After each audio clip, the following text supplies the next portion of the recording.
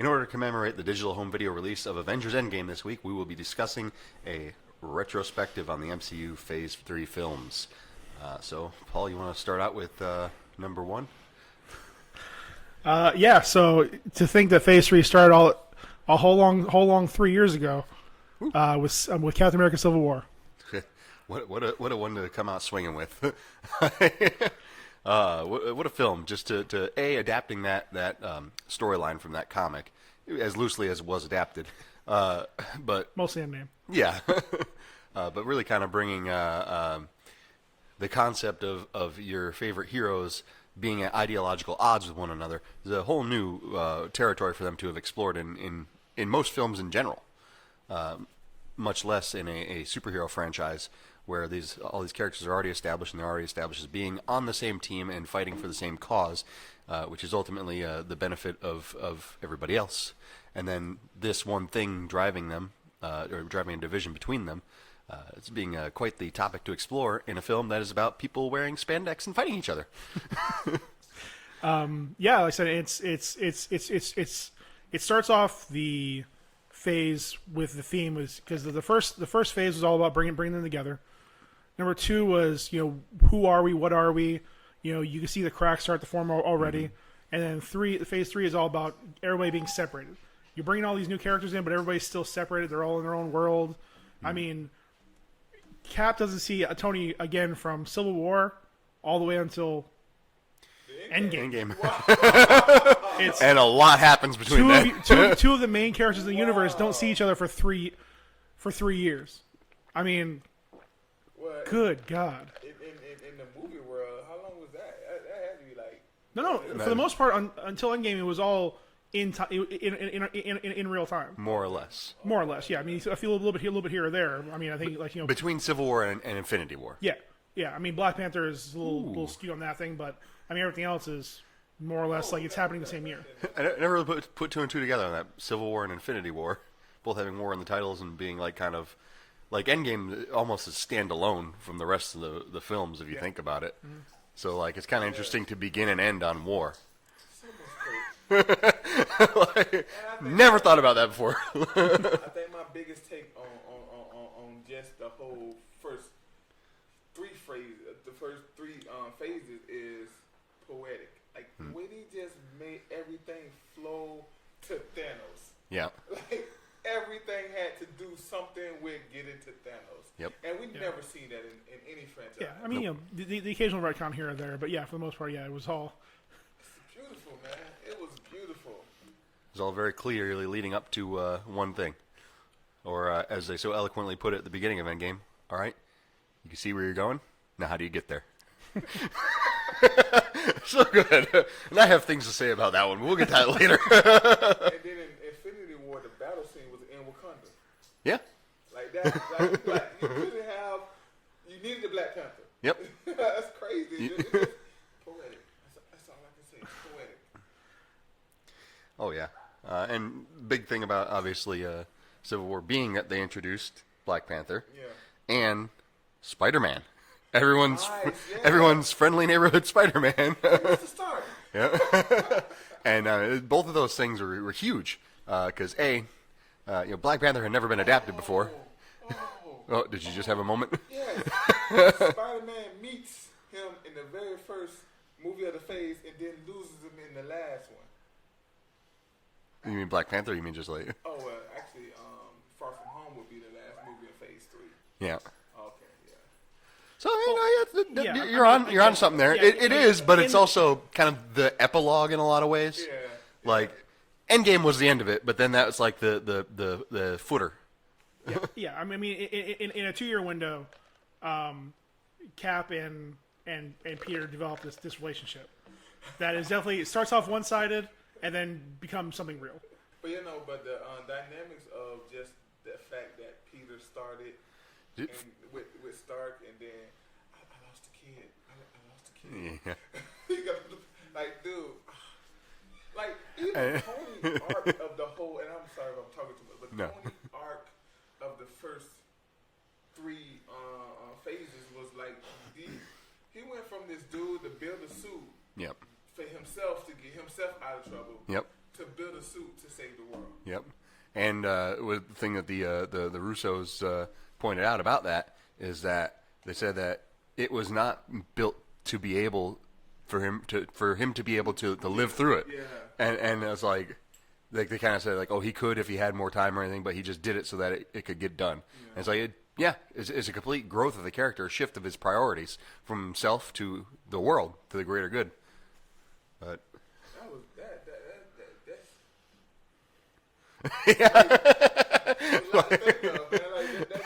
And then with me, with leading up, so I was looking. I remember in Infinity War, before Infinity War came out, I'm on blogs, I'm on YouTube, I'm on everywhere trying to find out all the information I can about the whole Infinity War saga and the different comic books. How Tony built the suit in the comic book that withstand it and all this and all that, and like to see what the ending was, it was amazing because it made sense and it worked. yeah, it completes his arc. So I mean, that's enough of gushing over Civil War. Unless anybody else got anything else to add to it. We're talking about Civil War. Oh, I think we There's kind about of two slipped into that, but About 2 sentences of Civil War there.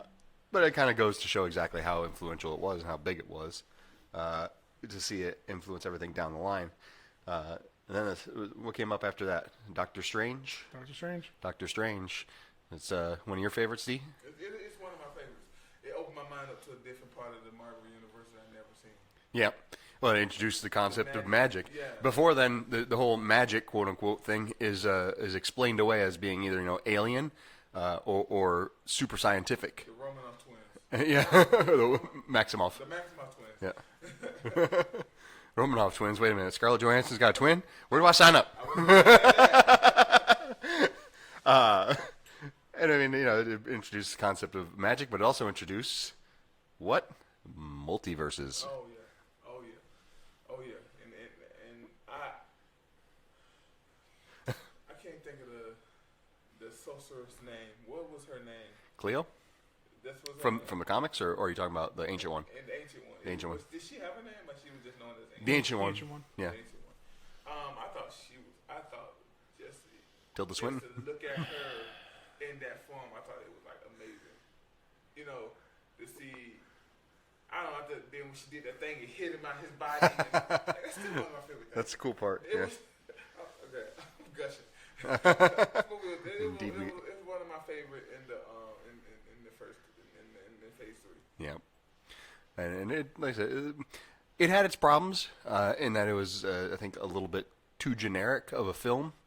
But at the same time, it introduced a lot of good concepts, a lot of interesting concepts, and a lot of things that going forward the MCU is going to utilize, such as the multiverse, such as magic, and even extra-dimensional entities like Dormammu, which, of course, is Mr. Cumberbatch doing his best floating head impersonation.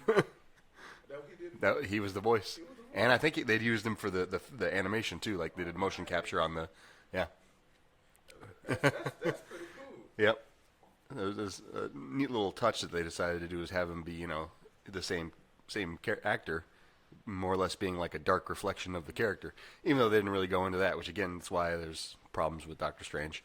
But it's lingering, isn't rumors are that may be touched upon in the next Doctor Strange. next Doctor Strange and the Multiverse of Madness. I'm sure it will be. I mean, if they're going into the multiverse, they're going full on multiverse. There's a lot you can do with that. So, That's gonna be cool. yeah. That's gonna be cool. And then after Doctor Strange, we have Guardians of the Galaxy 2, Paul's favorite. By the way, Civil War was my favorite. Listen, don't be acting like it's not in your top 3. Okay? The movie is epic from start to finish. And again, another point. I don't think it wasn't the first point in the MCU, but one of the points where they just did such a good job with de-aging, where they're not bringing in some lookalike or somebody's son to play them. Like they make Kurt Russell look like vintage Kurt Russell, flowing Jack hair, Burton. that smile, solid. Good actor, man. Yeah. He's He great. did his thing in that. It also helped that Kurt Russell at that time was very kind to Kurt Russell. Yeah. I don't know. Kurt Russell's great. I mean, he was never taken over by his ego. Yep. Nice. See what you did there. See what you did there. I synced But it. well, like in that movie too, is like it starts a new trend for the rest of the phase, where each movie I think from that point on did a much better job of utilizing music. Absolutely. Yeah. Like definitely like the Captain America movies definitely used the score Score was good. But for the movies, like things in Civil War and even the first Avenger, but from there on it's a better use of not just score but utilizing just licensed music, just and using it where where you're not using the the most famous songs, or you're not using the super popular songs. And again, they made 2 movies of songs just from like 8 or 10 years back in the 70s and early 80s. Oh yeah. And like, I think the thing about that film in particular is that even though it was not an actual period piece, like it didn't just take place in the 70s, it definitely had that feel, that vibe to it. Like, and even the first one did too, but it definitely they nailed down this sort of the spirit of the 70s. Well, and it's weird because like it utilizes it for both movies. Like it has a very like space pirate kind of feel to it. Yeah. Where it's Which is just great. where it's just like I'm just gonna jump in my Trans Am and fly away. Yeah. Like it's that kind of feeling where it's like. But in the second one again, like Guardians, like the entire movie, it's not about them fighting a planet. Spoilers. It's not about them, trying to save the universe. It's really about them, like every single one of the Guardians and the new characters involved have a story arc about family. Yeah. Yeah. Got Drax coming to terms with what happened to his family. Even using it to kind of help Quill kind of deal with his issues with Gamora in his own Drax way. his own Drax way. Being almost like a uncle or older brotherly figure to him. Yeah. Like So he has and with Mantis, being able to kind of, and again, really kind of accept the Guardians as his real family, and Gamora and Nebula finally really be, after years of instead of being enemies that call each other sisters, they actually become sisters. You got Rocket, who has to come to the realization that he's an asshole, and just gotta stop stealing Harbillary batteries that you don't need. I mean. But I mean, even with him and Little Groot, there's a family dynamic that's starting. Well, like I said, in the whole movie, Groot is kind of everybody's kid. Yeah. Especially in the funeral scene tier where he gets passed from shoulder to shoulder. Like that's really kind of like that's just it's a topping on the end where it's showing that they all really are a family. Yeah. Because in the previous movie they wouldn't have done that. And that funeral scene reflects the opening scene, where they're fighting the extra dimensional space monster, and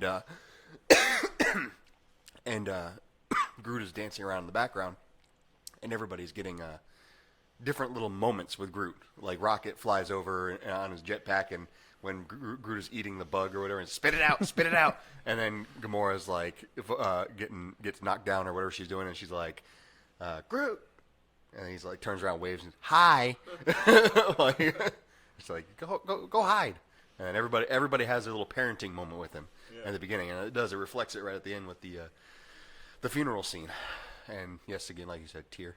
Like I said, and even leading into that, when they're having the big fight at the heart of the planet, and everybody's getting crushed and beaten down, and then Yondu just yells over to him, he may have been your father, boy, but he wasn't your daddy. Like, and that just gives him the spark to go. So it gives him the spark to go and fight the guy who killed his mom, is killing his family, and crushes Walkman. Yeah. Oof. Walkman. It's only a few exist. I think he had Harbillary batteries in that Walkman. And then Yondu. I mean, he went from a fun character in the first one. Yep. But they just added so many layers to him in the second one, Yep. where like they really kind of show what again, introducing the other world, the rest of the Ravagers, and then it kind of hinting at why he was kicked out, and then explaining why he was kicked out, and then him being able to redeem himself. Yeah. Yep. Like, granted, there were a lot of kids that were taken, but he does finally face up to it, and he finally makes the sacrifice play. Yep. All the feels. And going back to your mention about the music earlier, the two particular songs. Do you want to take that one? Or? Oh, go ahead, man. All right. So obviously the two songs that they really used to great effect in that movie is "The Chain" by Fleetwood Mac, which is they use it initially when the team separates, when they first meet Ego, and he's going to take him to the home planet and discuss Quill's humble beginnings, or however you want to look at that. And everybody's arguing, everybody's kind of like going their own separate ways, and this on the Chain plays, which is about togetherness and about people, in a weird way, about people staying together despite their differences. And if you know anything about Fleetwood Mac, that whole thing is convoluted as hell, anyways. Yeah. But and then it plays again at the end when he's fighting Ego, his daddy, his father. His father, not his daddy. Not his daddy. Not his daddy. When he's fighting him again, and everybody's coming together to fight the same cause, it plays again to signify them coming together to not breaking the chain. And then, of course, at the end with the with the funeral, them playing "Father and Son" by Cat Stevens, and not just like they didn't play it during the death scene; they played it at the funeral when he's just talking about Yondu, which is really heartfelt and touching. And tear. I mean, it's a great song, and you end a movie like that on a funeral, but it's like it's such a happy scene. It's a triumphant moment. Like it really is. I mean, it's just Yondu gets recognized. Everybody comes back together. Everybody has that moment where they're like, it's positive moving forward. Nobody grows and gets better without paying a cost of some kind. Like, and that's the message of that movie, I think, and they nailed it. He was right. He Yeah. really was Mary Poppins, y'all. He was. Spoonful of sugar. So after that, we had Spider-Man: Homecoming. Yeah, boy. Now that swung into theaters with a very unique situation. Yes. Yep. It was a very unique situation with the ownership. It was the first movie that Marvel made, but wasn't going to distribute, and really didn't have the rights to. Like it's the Spider-Man all of his spin-off properties are owned by Sony, but they came to agreement, and they really it was unprecedented really for the time. Like it'd be like if somebody wanted to option off the creature of the Black Lagoon from the Blue Lagoon rather from Universal and just put it in a movie about whatever Mickey Mouse. I don't know. However you wanted to handle it, and it's just something that really never been done in that capacity before, and it was a huge success. Like it was. This is still it not breaking $1 billion with the news last week of Far From Home being the first to break $1 billion. But even with its success, nobody still knows what exactly is going to happen with Spider-Man. How long is he going to stay in the MCU? Yep. What about the other characters? And then, of course, at the time, there was all sorts of rumblings about the Venom movie. Nobody knew what was going on there. And whatever your feelings on that was, I enjoyed it, but it definitely has its problems. It was a beautiful mess. Yeah, I think that's the right assessment. I'm going to say this, and I might be wrong on this, but Probably. Spider-Man, the first one, felt like a modern-day, up-to-date what's the show with Zach? Oh, Saved by the Bell? Modern day Saved by the Bell. Or even a John Hughes movie, like Breakfast Club, and yeah. But it was fun though. Yeah, absolutely. I recently rewatched that last week. Yeah. Last Wednesday. We're talking about Homecoming or the first Spider-Man? The first one. We talking about the first one. Homecoming? Yeah. Homecoming. Okay. Homecoming is the first one, right? Yeah. It's the first MCU one. Yeah. Yeah, Homecoming, MCU. Okay. I just recently to be fair, I rewatched all of Spider-Mans, so that's why Paul probably is confused. But I didn't. When I first seen it, I didn't think the Vulture held up. But then I started thinking like this kid ain't been Spider-Man that long. Yep. So that was a really good, first villain type. Like he's been in like a friendly neighborhood Spider-Man. Yep. And at the end, he was like, Mr. Spark, I'm just gonna stay here and be a friendly Neighborhood neighborhood Spider-Man. That was a test, right? Well, and if you think about it, like on that same aspect, the way they presented the Vulture is he was kind of an everyman. Yeah. Like he was just trying to get paid. Yeah. He's putting a lot of risk out there, doing all the salvage for the post. What do they end up calling it? I don't even remember what they call it in universe, but the Chitauri invasion. Yeah. He's doing all the salvage and doing cleanup. just the Battle of New York. The Battle of New York, that's what they call it. That's right. And so he's doing all that, and he's getting kind of screwed over by these government Damage contractors and things, and Damage control. decided to damage control. Stark Industries. And he ended up taking matters into his own hands. So it's a unique dynamic, being that Spider-Man is the friendly neighborhood Spider-Man at that point. He's servicing the community, which they did a good job of showing that, I think, by showing him going around and doing different things. Yep. Yeah, he knew the people like the dude with the sandwich, and when it was a pretty good job doing it. And Oh yeah. Vulture was my favorite MCU villain for about 8 months. Yep. Yep. Particularly any scene, Paul, that stood out to you? Oh, it's only scene that matters in the entire movie. It's that car scene. Yep. It's the tension, because the tension builds. Ooh, it's so good. Because it does such a good job of working with your expectations. Yep. From when he gets in the car, from when him and Liz are talking, and Adrian's listening in, and as he starts to get suspicious, and then things get explained away, and then Peter's clear until Liz says, "Oh hey, but you weren't in the elevator." And all of a sudden, everything just goes to hell, and Adrian's like, "This motherfucker." And I love, even before the actual car scene, just him going to the house and just that smash reveal to him. Just as soon as he opens his door, Boom! all of them, we're like, "Ah!" And you could kudos to Tom Holland, because you can see him shitting his pants. I mean, if I opened the door and saw Michael Keaton, I would shit my pants too. Fair point. Batman and Birdman in my face. Wow. Batman, Birdman, and Vulture. Why has he got to always be some avian superhero? Yeah, it was just amazing. And then you realize too, kind of I guess a little quieter, more in the background, was he goes from at this point in Peter's history in the MCU, he's a year removed from the most famous superhero in the world asking for his help. Yep. To fighting one of the most iconic superheroes in the world. Yep. Gets beat by him. Yep. And then Just a kid from Brooklyn. and then desperately wants this surrogate father relationship with him, and kind of has it sort of, but Tony's still in a weird place in his character arc where he's not quite ready to. He's not ready for kids. He's not ready to be a father. That, yeah. He still has all his own father issues he hasn't dealt with yet, and you what? But the scene after the boat, the ferry scene. I also want to say I really love the lighting in the car scene, but go back and watch that. The ferry scene when Tony Stark steps out, he was like, "If you was here." Oh yeah. I was like, "Oh, okay." It's a hell of an FU moment, because earlier in the film he sends a suit, a remote control suit, and then he assumes he's doing the same thing, and then Tony really cares for the kid. what? Say something. Really cares for the kid. Yep. And that was pretty good. Yeah. And I like the fact that they got a kid to do that role too. Yeah. Him being a kid, just Mr. Everything, Mr. Stark. I like the fact also that he had a gymnastics background. Yeah. Which is really unique. It's something that they didn't really ever try with any other actors.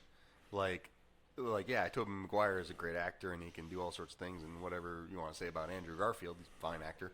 But having somebody who is a good actor plus has that kind of relationship to the character's physical I don't know, stats, but just characteristics. Yeah, just the physicality of the movement. Yeah. Just he can on his own do certain things that that a Garfield or Maguire couldn't. How would a gymnast carry himself? You look at the reason why so many people talk about how The Rock would play a great superhero, because The Rock carries himself like a superhero. Because it's kind of who he is. Well, just in general, not even as a wrestler. All right, so we're after Homecoming to cap off 2017, a crazy 2017. Oh, absolutely. Getting Thor Ragnarok.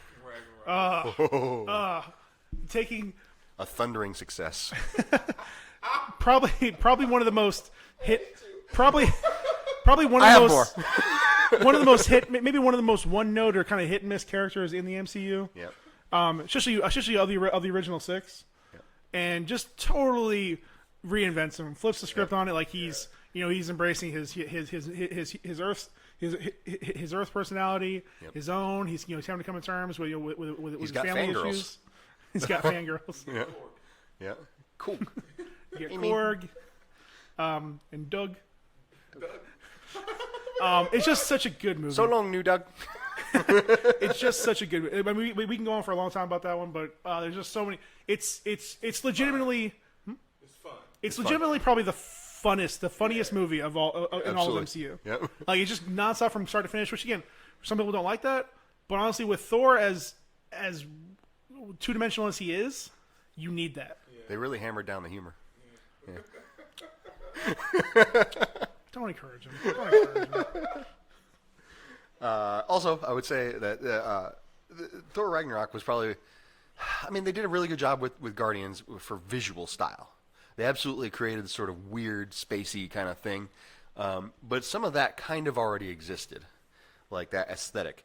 Whereas Ragnarok brought a brand new one. Like it focused on very Jack Kirby influenced character designs and imagery and colors and just this weird, wacky space opera type of look to it. And of course, again, music.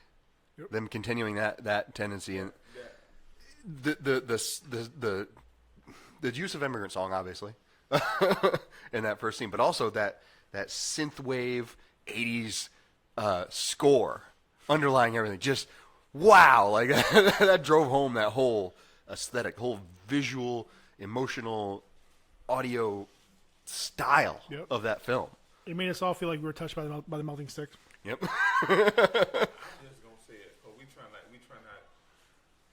Thor versus Your boy? Hulk. Thor versus Hulk. We got that, dude. Yep. We got that, and I still think that I don't More than know. just a short skirmish or a. It was like the little punch he did in Yeah. the first Avengers. Like I owed you. I mean, they slugged it out a little bit in the first Avengers, but yeah, nothing like actual one-on-one. Yeah. We got Point Break versus the Hulk. Yeah. Strongest Avenger. Strongest Avengers. Strongest Avenger. Dang it, Tony. Damn you, Starks. Yeah. Strongest Avenger. Access denied. Strongest Avenger. Access denied. So from Sakaar to Wakanda. Woo. Keep on back. So I guess I'm gonna start this because I'm black. I didn't say that. I mean, you seem like you. I mean, you seem I like you don't- wanted to jump in. I don't see color. I've been You wanted to pounce on that. I only one. know he's black because of the name. No, but I think Black Panther was a really good movie, right? Mm-hmm. Really good movie. It held its own. It deserved to be in the MCU. It clawed its way to the top. But what I'm saying,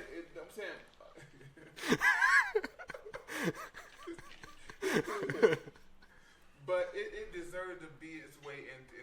So you wasn't just getting like something for black people, but it deserved to be there. It made sense. It made sense to be there.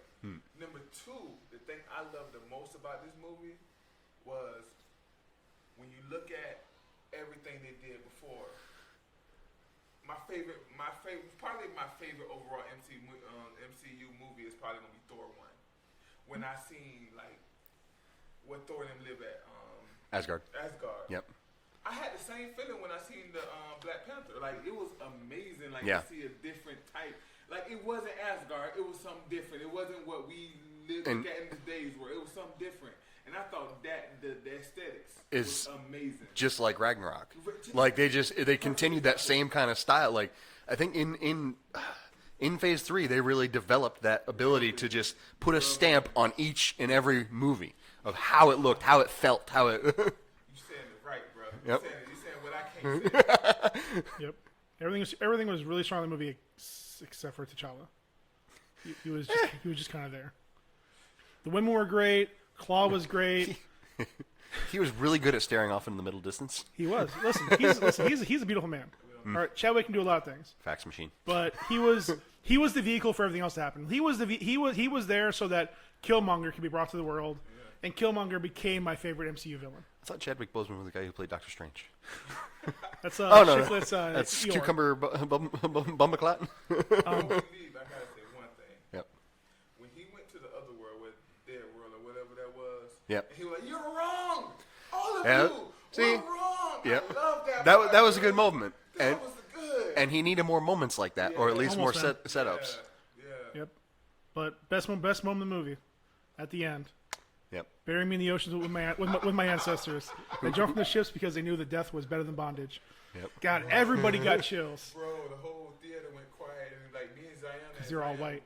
We was the only black family in there, and I kind of looked. They were looking at me. I was like, it just got real in here. Yeah. And speaking of that moment, just Michael B. Jordan's total performance was really excellent. Oh man, Like, Oh, and he brought the Vegeta armor. It was great. that's great. It's so good. but to be fair though, everybody, and this is what I'm pissed off about the whole MCU. We were gonna get into that. I don't think we may not have time, but the performances in the MCU for all the movies, like there hasn't really been a bad performance in all of the movies Yeah. overall. I would semi-argue that Brie Larson as Captain Marvel was a little flat. I think that was But I more think or that, less I they think, wrote her. yeah, I Yeah, think it you're was- right. It was despite it being announced bit too early. one- I feel like it felt forced. Yeah. It felt like it was rushed. Well, I'm gonna be honest with you. I kind of liked that movie. But let's go.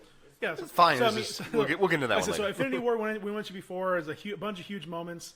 We don't all want to cry right now, so we'll skip that for now. Ant-Man and the Wasp, it was there.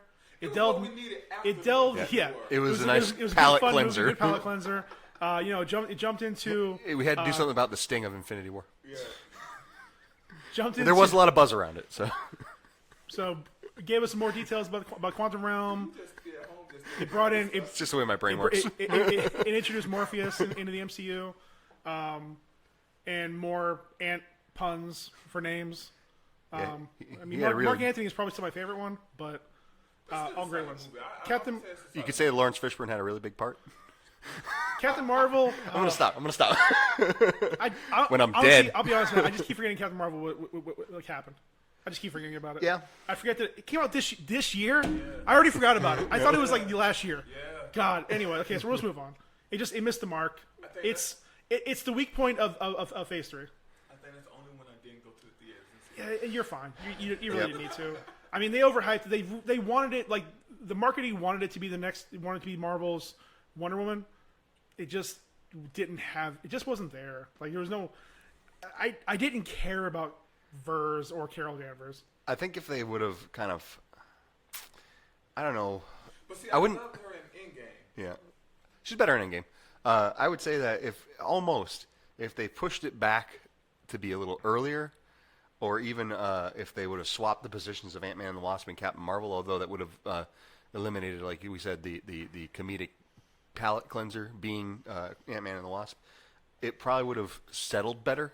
But I think you go from Captain Marvel just like introducing her and putting her into such a large capacity in Endgame, where like she didn't have an awful lot of screen time, but she played a very important part.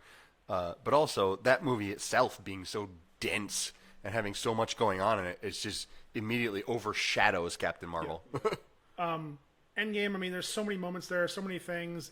It's the most hyped thing. It's the most hyped thing in cinema history, and it more than delivers. I don't know how it does it, but everything that you thought it was going to screw up on, it doesn't. And even me, who at this point in my life am just so over the idea of time travel, and it makes it work, and I don't hate it for it. Like, it's amazing. When Tony started, we ain't gonna get into it, but when Tony started to see his daddy and realized, oh, this dude was a good dude, Yeah. but he was like me. Well, I said it finalizes the storyline of most of the early Avengers. You know, gives Tony, Cap, and Natasha to an extent, even Hawkeye. It gives them a great ending point where they can go on and like, rest in peace or move on with their lives, or just they don't have to keep carrying the world on their shoulders. Spoilers. Yeah. He died. And Far From Home. It's okay, Tony. You can rest. Far From Home, good finisher. I mean, it's Peter has to kind of realize that he's been in the shadow. He's been relying too much on Tony and his tech to do his job, and so he's lost his Peter tingle. He's still working on it. So, but I mean, Peter Tingle is the pun. but let's just be honest. I mean, the whole point, the big parts of the points of that movie is the closest that we're gonna get to Spider Slayers. Yeah, Mysterio was dope. He just it dope. was. Night Monkey. Hopefully, a future comic coming out. Yep. And spoil. This is spoiler. If you don't want to hear this, just skip ahead. Just skip it. Just stop listening now. Go see Far From Home. But those end credit scenes, the moment they show J.K. Simmons, Not my time. everybody just lost their mind. Not as much when they lost their minds when Cat picks up Meow Meow, but This is a great moment. everybody just loses their shit as soon as they heard and saw J.K. Simmons. No matter even Bring me Spider-Man! even with his hair messed up, and the fact that they kept it under wraps, that like nobody knew about that, is insane. That's crazy. And then the end again where he leaks, He gonna play the new. He gonna play him in the J. Jonah. yeah, and then It's unclear as to exactly how much he's going to be involved, or if he won't just be more or less like he was in the end credit scene where he's kind of a talking head, just a guy behind a desk, And an that's- Alex Ross type. and I'm still Sorry, fine Alex Jones. Alex Jones, yeah. And I'll say, and again, that's the same capacity. It's the same capacity that he did with in the Spider-Man game, Yep. which is great because again, you don't need him there all the time. But if he can just pop in every once in a while, and like you see him on a thing, or you hear or Peter check him on his phone for a little bit. That's all you need. You don't need him. He doesn't have to because it doesn't make sense for him to work Doesn't in a have to be his newspaper boss, nowadays. yeah. It's 2019. It doesn't make sense for him in a newspaper. There's a food poisoning in the city. My stomach's rumbling. Yeah. Yeah, my stomach's a little nauseous. Yeah, But just put a little cap on all this. So as of this point, Phase 3 has grossed over $13.3 billion. it's a lot of money. It's a good amount of money. I feel like there are some countries who don't have a GDP of that. Oh yeah, definitely not. I mean, outside. I mean, and realize with that, like at least more than half of the movies in this phase grossed $1 billion each. Yep. I mean, I think with the exception of maybe Doctor Strange, Guardians, and Homecoming. It's a shame. Ant-Man and the Wasp probably too. Ant-Man and the Wasp didn't do as well as the original Ant-Man. I can see that. They're kind of niche movies. Yeah. So, but again, I mean, the other ones. I mean, even Endgame with Endgame and Infinity War with its, I think the last number, I think a little over $500 million for the budget, has made over $5 billion. So, good on you. Yeah. But we're gonna talk about this whole Billy thing. Yeah, we acting like that's a huge deal, man. But we'll talk about it some other time. All right. But yeah, so that's been our opinion about Phase 3, and maybe we'll get into Phase 2 and Phase 1 as maybe one full podcast.